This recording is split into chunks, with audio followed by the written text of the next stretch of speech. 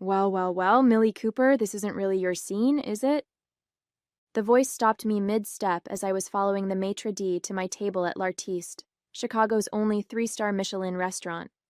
I turned to find myself face to face with Ethan Powell, who was lounging at a corner table with a glass of Bordeaux in one hand and a smirk on his face. Seated across from him was a woman at least 20 years his senior, dressed impeccably in Chanel, a large diamond glittering on her manicured hand.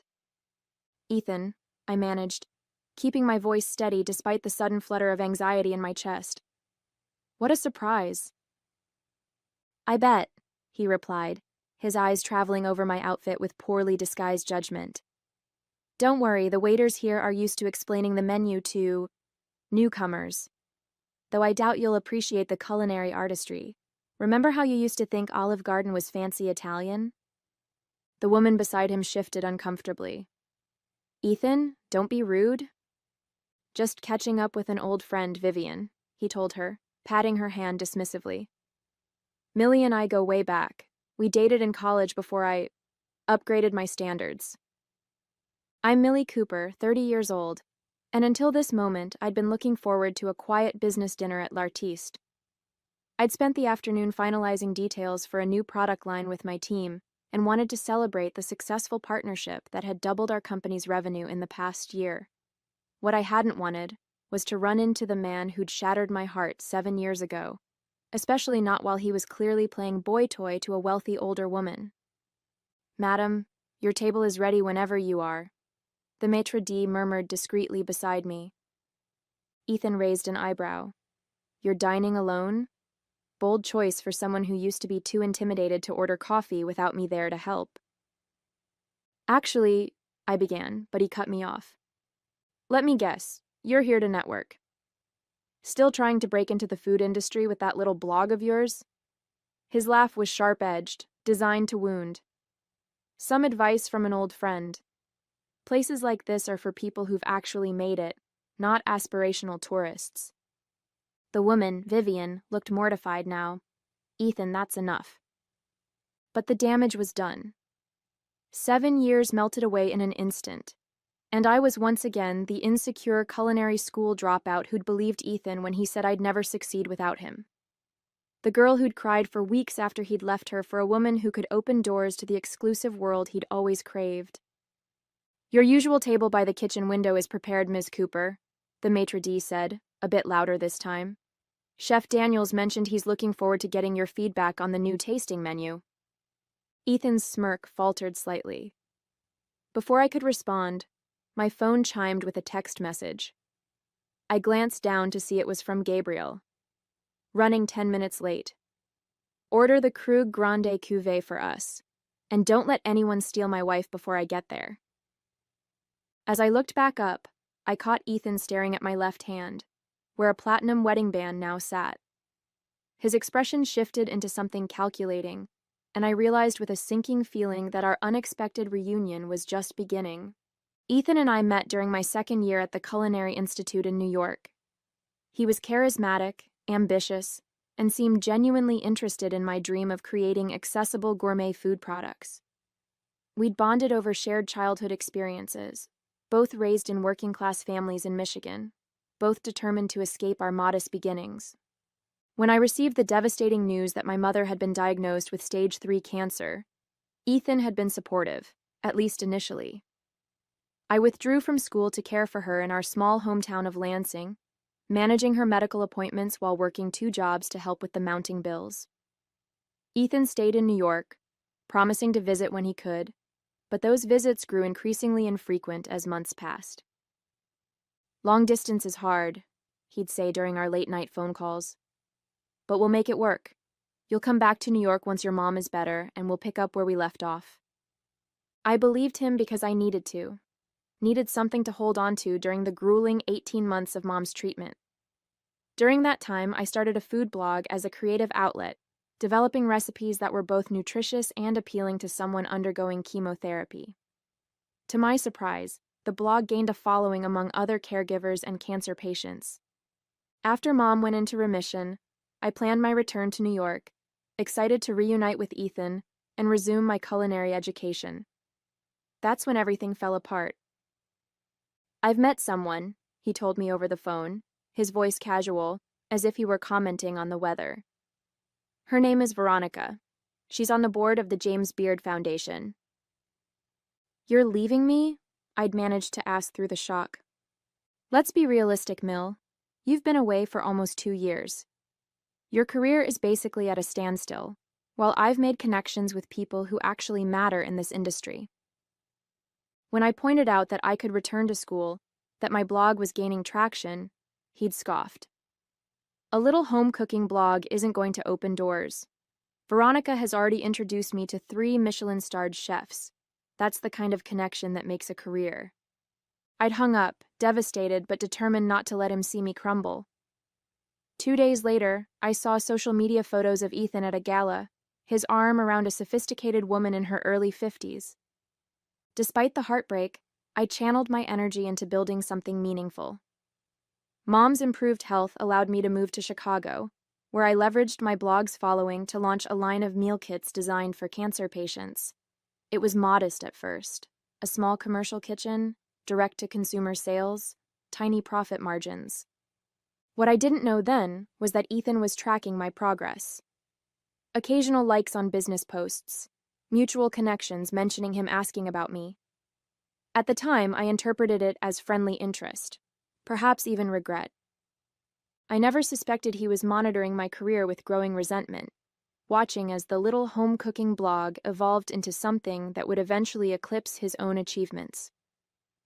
Looking back, there were signs I missed. Subtle digs wrapped in congratulatory messages, backhanded compliments when we occasionally crossed paths at industry events. Impressive for someone who didn't finish culinary school, he'd say.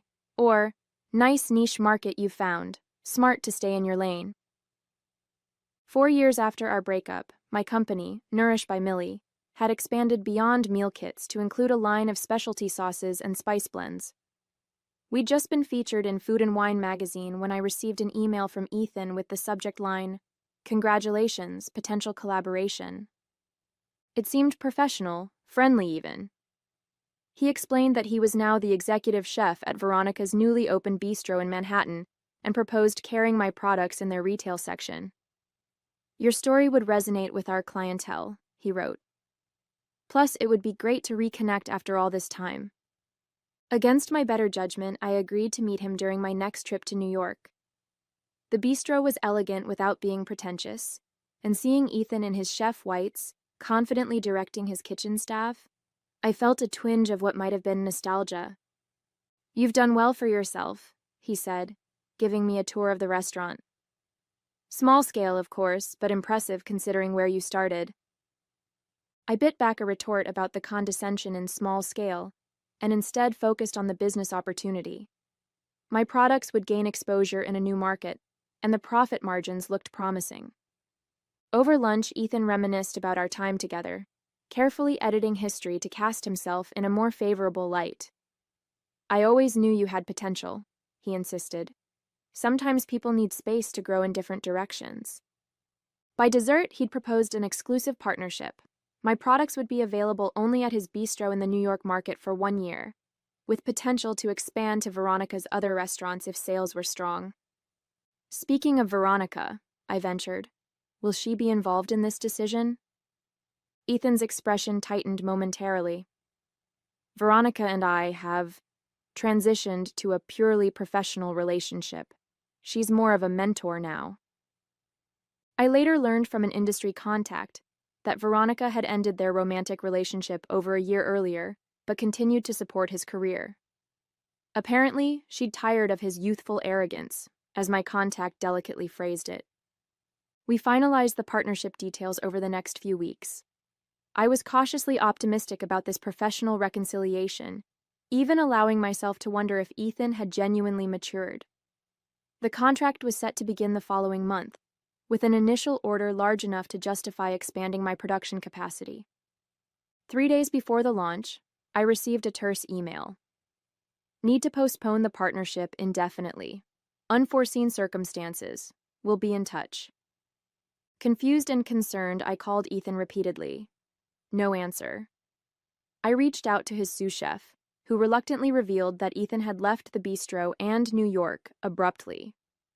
Apparently, he'd accepted a position at an upscale resort in Aspen, working for another wealthy older woman who'd been impressed by both his culinary skills and his charm. The expanded production capacity I'd invested in now threatened to bankrupt my company. Thousands of dollars in specialty packaging with exclusively for Veronica's Bistro labels sat in my warehouse, unusable. 3 new employees hired specifically for the increased production faced potential layoffs. When I finally reached Ethan a week later, his response was breathtakingly callous. Business opportunities change.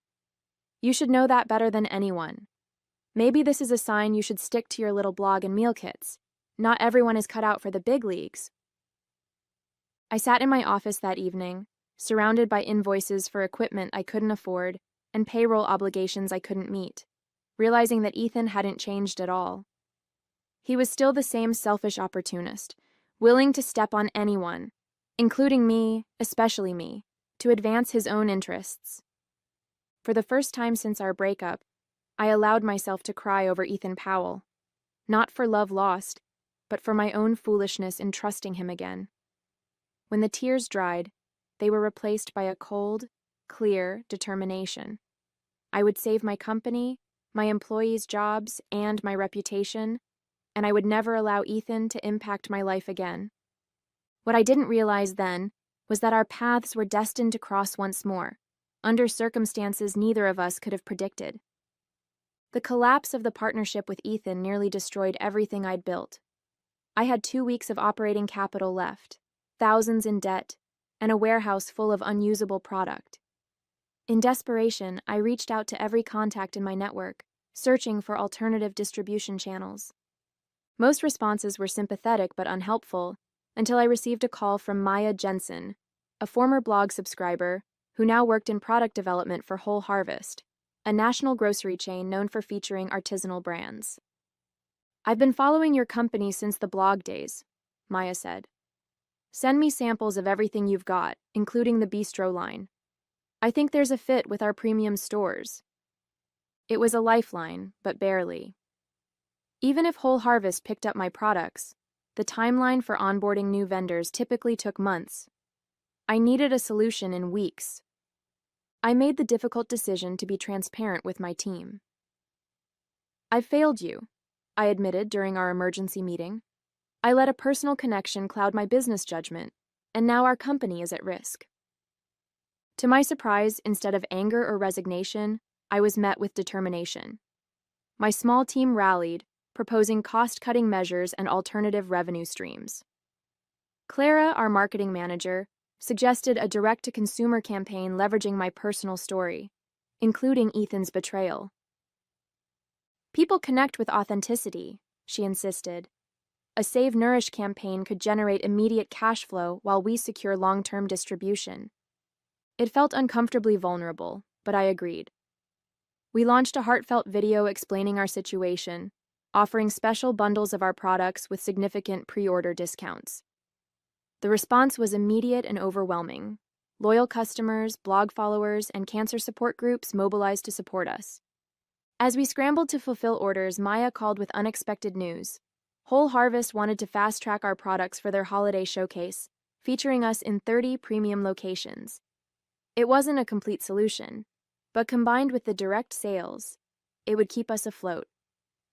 Just as things were looking up, I received an email from an unfamiliar address, vivian.hargrove@hargrovehospitality.com. "Ms. Cooper, I recently sampled your fire-roasted tomato sauce at a colleague's home and was impressed by both the product and your company's origin story. Hargrove Hospitality is expanding our boutique hotel restaurants to feature more artisanal products with meaningful narratives. I believe your line would be an excellent fit for our Chicago location's new concept. If you're interested in discussing a potential partnership, I'm available to meet next week. Regards, Vivian Hargrove, CEO, Hargrove Hospitality Group." The name sounded vaguely familiar, but I couldn't place it. A quick Google search revealed Vivian Hargrove was a respected figure in luxury hospitality, with a portfolio of high-end hotels and restaurants across the Midwest. This could be the game-changing opportunity we needed. We met the following Wednesday at her office overlooking Michigan Avenue. Vivian was gracious, sophisticated, and impressively knowledgeable about both my products and my company's history. "I've followed your journey with interest," she said. "Your resilience is admirable." The meeting went exceptionally well.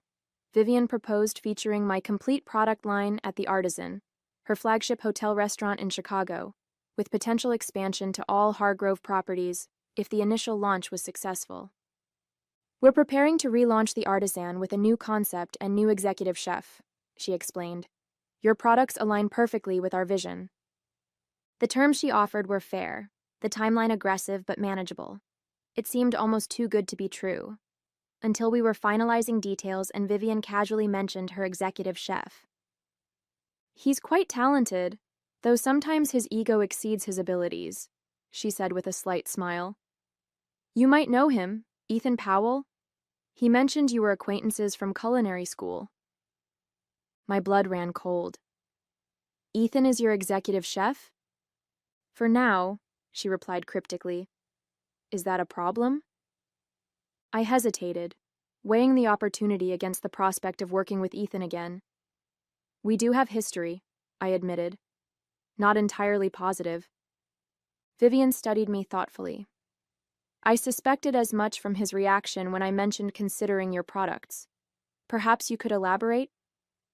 I gave her a condensed version of our past, including the failed partnership.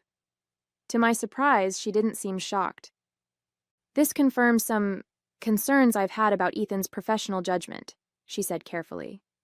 "Nevertheless, I see potential in your products that stands independent of any personal complications." We proceeded with the agreement, and I left feeling cautiously optimistic. That evening, I received a text from an unknown number. "Congratulations on your deal with Vivian. Small world, isn't it? Looking forward to working together again. We should meet to discuss menu integration. Dinner tomorrow?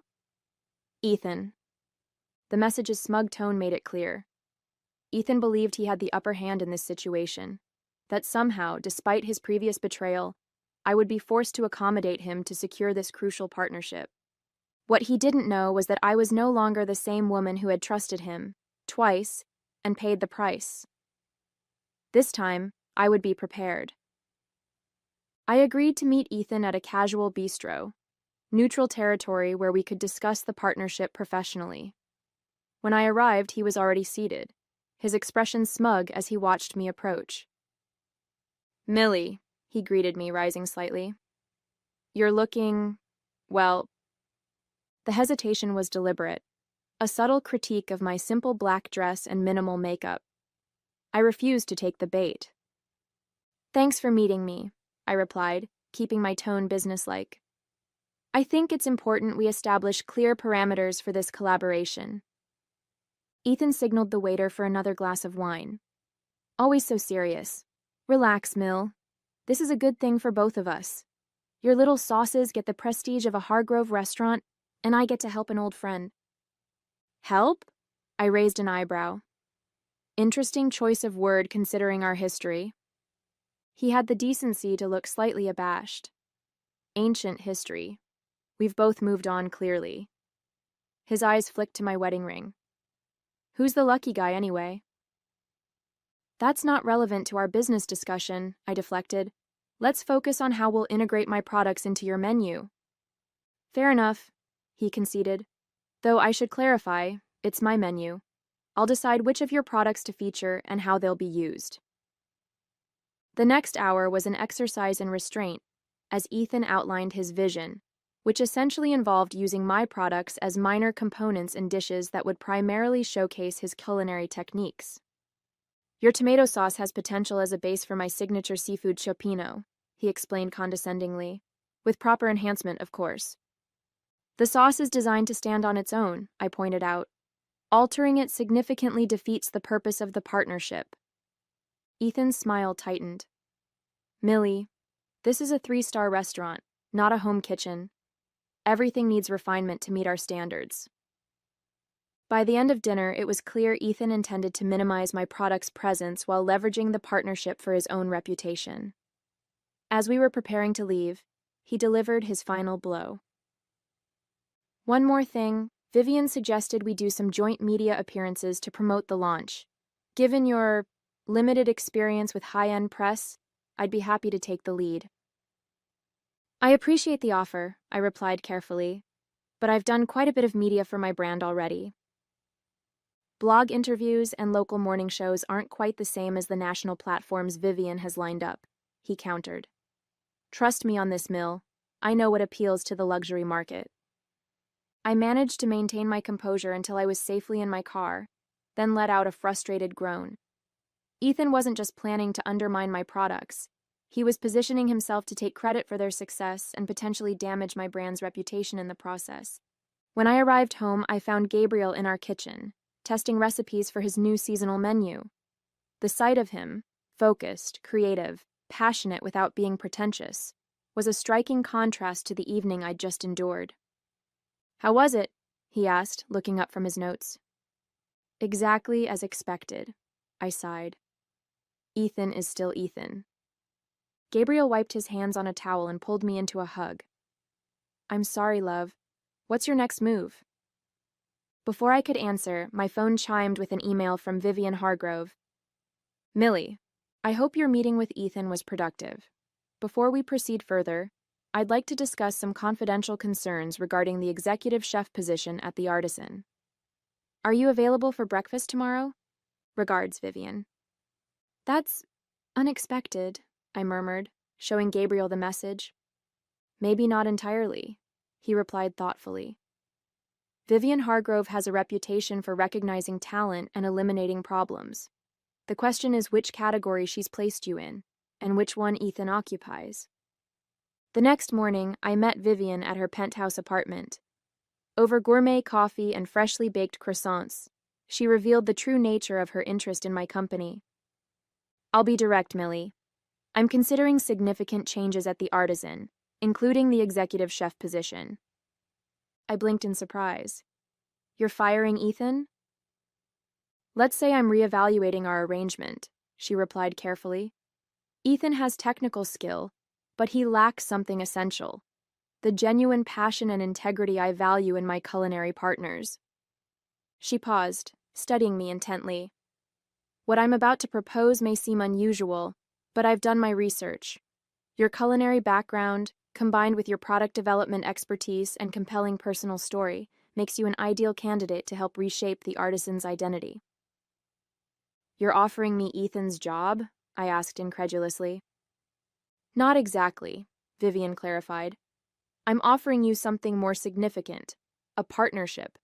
Your product line featured exclusively at the Artisan, with you serving as culinary director, developing the menu concept, training the kitchen staff on your techniques, and becoming the public face of our rebranded restaurant."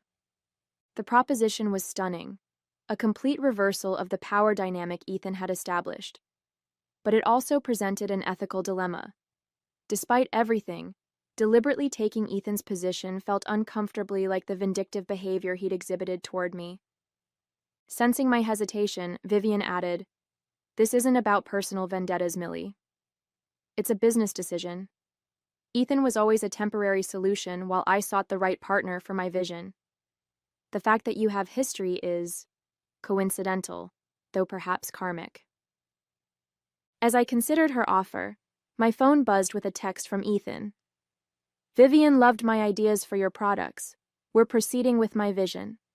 Congratulations on finally making it to the big leagues, even if it's just as a supplier." And just like that, my ethical concerns evaporated.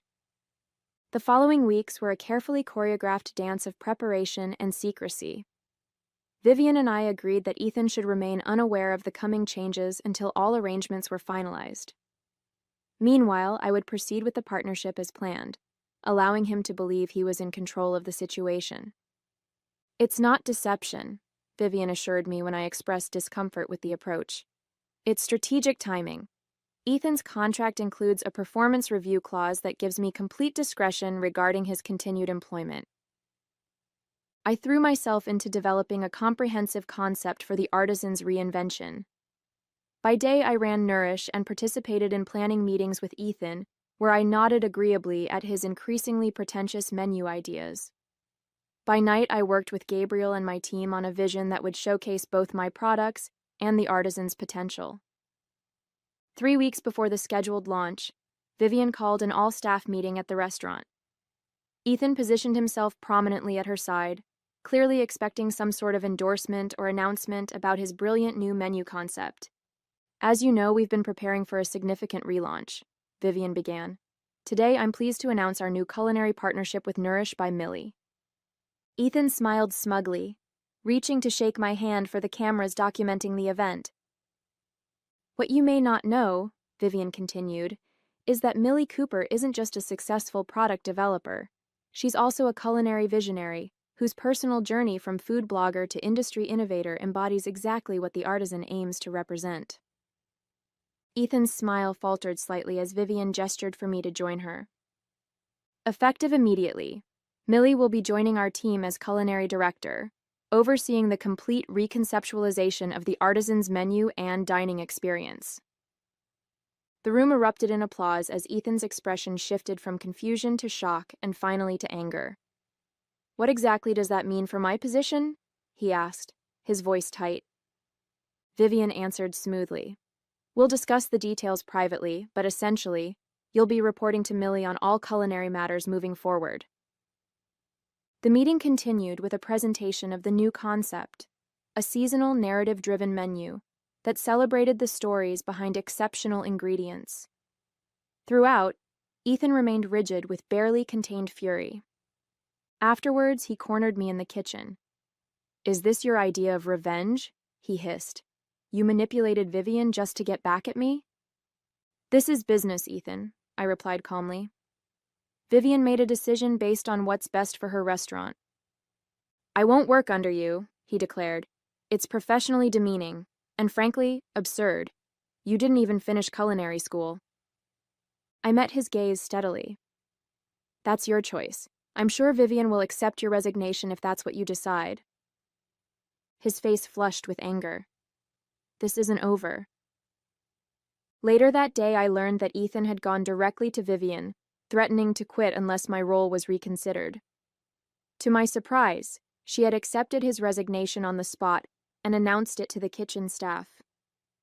"The timing is unfortunate," she told me over the phone, "but perhaps it's for the best. A clean break allows us to move forward without lingering tension." While I agreed in principle, Ethan's abrupt departure created immediate practical challenges. The head sous chef was competent, but inexperienced with menu development. The kitchen staff, accustomed to Ethan's autocratic style, seemed uncertain about the new hierarchy. And most critically, we now had less than 3 weeks to finalize and test an entirely new menu before the high-profile relaunch. I called an emergency meeting with my Nourish team and Gabriel, explaining the situation. "I need to be on site at the Artisan full-time until this is resolved," I concluded. "Can you handle things here?" They assured me they could manage Nourish's operations temporarily, but Gabriel looked concerned. "You're taking on an impossible timeline," he warned. "Even established restaurant teams need months to develop and perfect new concepts." "I don't have months," I replied. "This opportunity won't come again." The next 20 days were the most intense of my professional life. I practically lived at the Artisan, working alongside the kitchen staff to develop and refine dishes that told a cohesive story while featuring my products organically within the menu.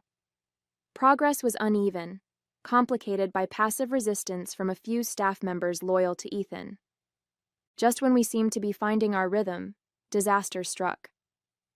1 week before the relaunch, food critic and influencer Dominic Walsh posted an exclusive preview of the Artisan's troubles on his widely followed blog.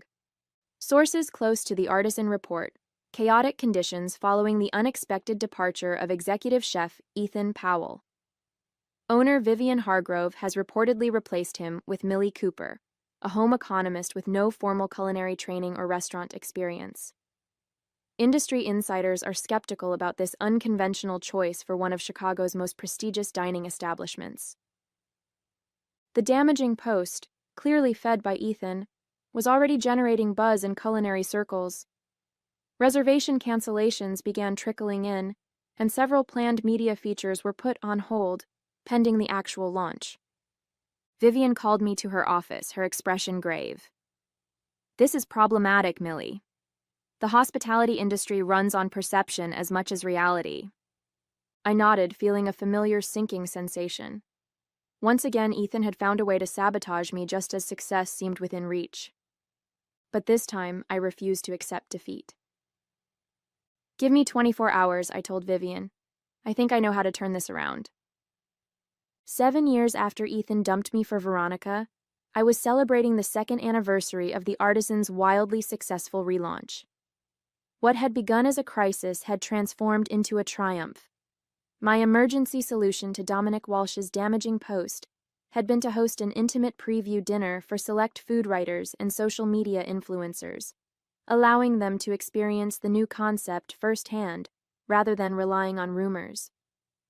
The authentic, story-driven menu had resonated powerfully, generating the positive buzz we needed to survive the initial controversy.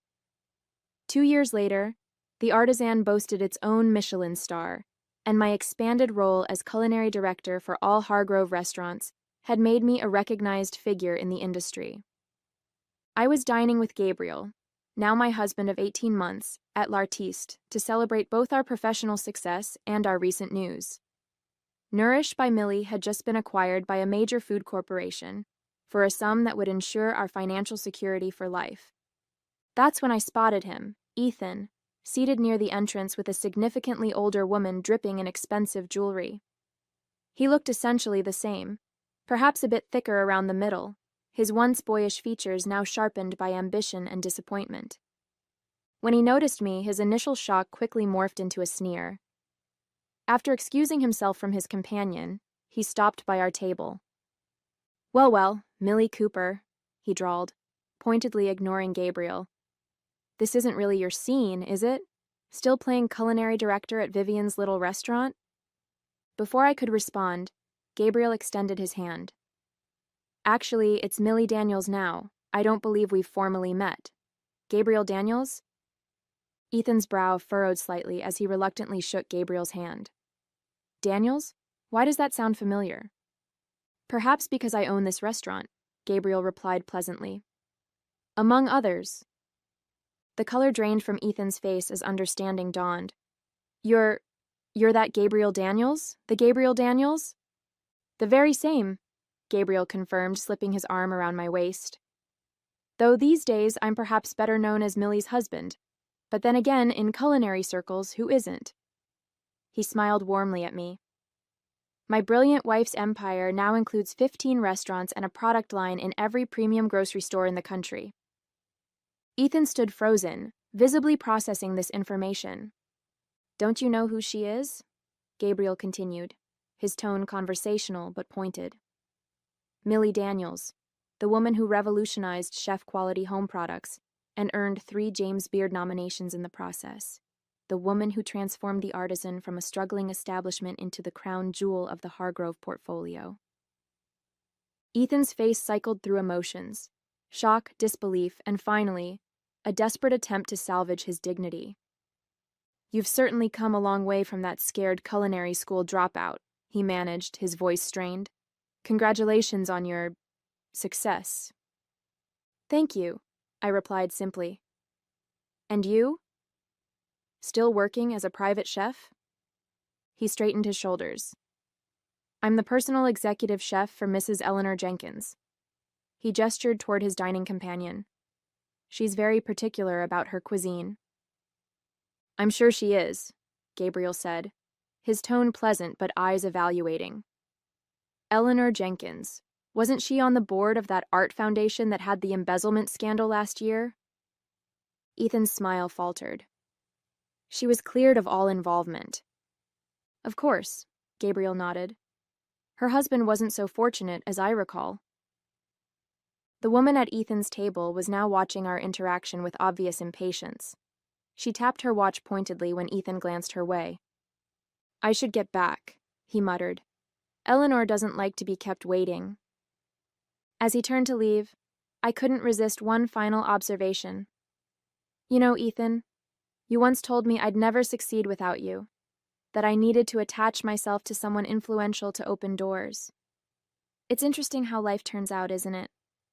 He paused, his back stiffening. We all make our choices. Yes, I agreed. And I chose to build something on my own terms. After he retreated to his table, Gabriel raised his champagne glass. To choices, he toasted, and to the most remarkable woman I've ever pursued, who made me work for a full year just to get a first date. I clinked my glass against his. Best decision I ever made. As we enjoyed our meal, I occasionally caught glimpses of Ethan stealing glances our way, watching as industry leaders stopped by our table to pay respects, as the head chef emerged from the kitchen to personally discuss his newest creations with us, as Gabriel and I laughed and celebrated our shared success. The contrast couldn't have been more stark. Ethan, dependent on the whims and wealth of an aging socialite, versus the life I'd built through determination, integrity, and genuine talent. Later that evening, as Gabriel and I were leaving, the maitre d' handed me an envelope. "From the gentleman with Mrs. Jenkins," he explained discreetly. Inside was a business card with a hastily scrawled note. "We should catch up properly sometime. I've got some culinary concepts that might interest you. Ethan." I slipped the card into the donation box by the door, already focusing on tomorrow's plans and possibilities. The past had no hold on me anymore. I was too busy looking forward to my next chapter.